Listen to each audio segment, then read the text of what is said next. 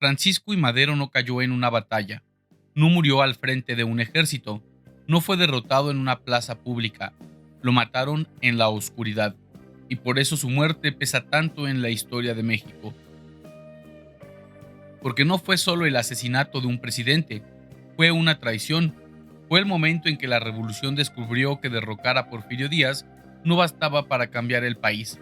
Madero había llegado al poder como el hombre que desafió a la dictadura, había llamado a levantarse contra la reelección, había encendido la revolución de 1910 y después llegó a la presidencia con una promesa enorme: abrir el camino a la democracia.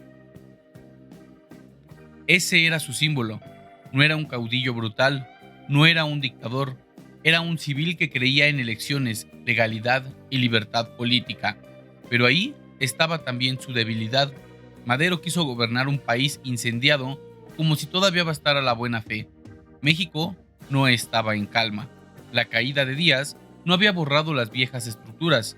Los porfiristas seguían presentes, el ejército seguía teniendo poder, los intereses económicos seguían moviéndose, y muchos revolucionarios que habían apoyado la lucha ahora sentían que Madero avanzaba demasiado lento.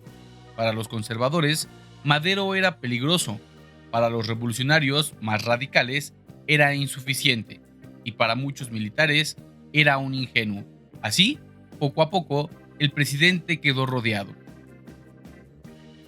En 1913, todo estalló. La Ciudad de México vivió 10 días de violencia, miedo y conspiración, la decena trágica. Comenzó con una sublevación militar.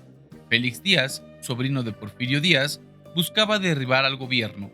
Bernardo Reyes también participó al inicio, aunque murió muy pronto en los enfrentamientos. La ciudad empezó a escuchar disparos, cañonazos, rumores y órdenes contradictorias. Pero el personaje más peligroso no estaba afuera, estaba cerca de Madero. Victoriano Huerta, el general que supuestamente debía defender al gobierno, terminó siendo la pieza clave de la traición. Ese fue el golpe más duro. Madero confiaba en Huerta y por eso le entregó responsabilidades. Esperó que protegiera el gobierno legítimo, pero Huerta jugaba otro juego. Mientras aparentaba lealtad, negociaba con los enemigos del presidente. La decena trágica no fue solo una rebelión militar, fue una conspiración política, fue una trampa que se cerró lentamente mientras la capital se llenaba de muertos. Y en esta trama también apareció una sombra extranjera, Henry Lane Wilson, embajador de Estados Unidos en México. Su papel sigue siendo incómodo. No fue quien disparó, pero ayudó a crear el ambiente político que favoreció el golpe. En la embajada de Estados Unidos se movieron acuerdos que terminaron debilitando todavía más a Madero. Mientras tanto, el presidente seguía creyendo que podía salvar la legalidad, pero la legalidad ya estaba siendo destruida desde adentro. Al final, Huerta pactó con los enemigos de Madero. El presidente fue arrestado. También fue detenido José María Pino Suárez, vicepresidente de México. Los dos quedaron prisioneros del mismo poder que se suponía debían encabezar. Ahí terminó la ilusión. Madero ya no mandaba, estaba cautivo. Todavía quedaba una salida aparente, la renuncia. Bajo presión, Madero renunció. Tal vez pensó que así podría salvar su vida. Tal vez imaginó el exilio. Tal vez creyó que si dejaba el cargo, sus enemigos ya no necesitarían matarlo. Pero había un problema. Madero vivo seguía siendo peligroso. Un presidente depuesto podía convertirse en símbolo, podía reunir apoyos, podía denunciar el golpe, podía volver a encender la resistencia. Y los conspiradores no querían dejar esa puerta abierta. Así fue como la noche del 22 de febrero de 1913, Madero y Pino Suárez fueron sacados del Palacio Nacional. Se dijo que serían trasladados a la penitencia de Lecumberri, pero no era un simple traslado, era el camino hacia la muerte.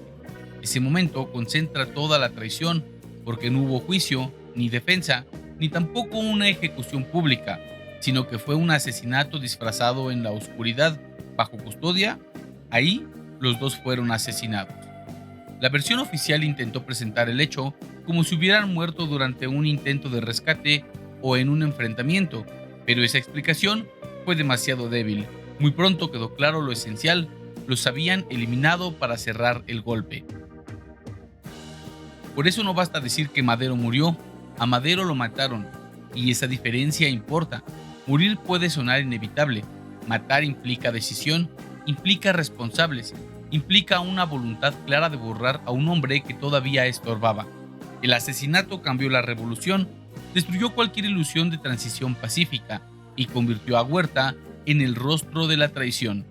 Eso provocó que muchos mexicanos vieran su gobierno como ilegítimo desde el nacimiento, porque una cosa era quitar a Madero del poder y otra muy distinta era asesinarlo después de haberlo vencido. Ese crimen encendió una nueva etapa de lucha. La revolución no terminó con la muerte de Madero, al contrario, se volvió más dura, más desconfiada y más violenta. Después vendrían Carranza, Villa, Zapata, Obregón y nuevas alianzas, nuevas rupturas y más sangre. Pero la noche de Madero dejó una marca especial, mostró que el viejo modo de tomar el poder seguía vivo: el cuartelazo, la conspiración, la traición, el asesinato político. Madero había querido construir una democracia sin destruir por completo las estructuras que podían aplastarlo. Quiso confiar en instituciones todavía contaminadas por el viejo régimen. Quiso gobernar con legalidad en un país donde muchos seguían creyendo que el poder se resolvía con las armas. Esa fue su tragedia. Entendió cómo desafiar a Porfirio Díaz, pero no logró proteger la revolución que él mismo había despertado. Por eso su muerte no fue solo una muerte presidencial, fue la muerte de una posibilidad, la posibilidad de que México encontrara una salida democrática más temprana, la posibilidad de que la revolución no se hundiera tan pronto en otra guerra, la posibilidad de que el cambio político no terminara devorando a quien lo inició. El día que mataron a Madero, México entendió que la revolución no iba a ser limpia, no iba a ser corta, ni tampoco pacífica, porque habla de un presidente que creyó en la ley y terminó atrapado por hombres que no creían en ella. Habla de una traición preparada en cuarteles, oficinas y embajadas. Habla de un país que quería cambiar, pero todavía cargaba demasiadas sombras del pasado. Cuando recuerdes la decena trágica, no pienses solo en 10 días de violencia. Piensa en esa noche, en el traslado, en la oscuridad, en Madero convertido en prisionero y en el instante en el que la revolución perdió una de sus primeras ilusiones.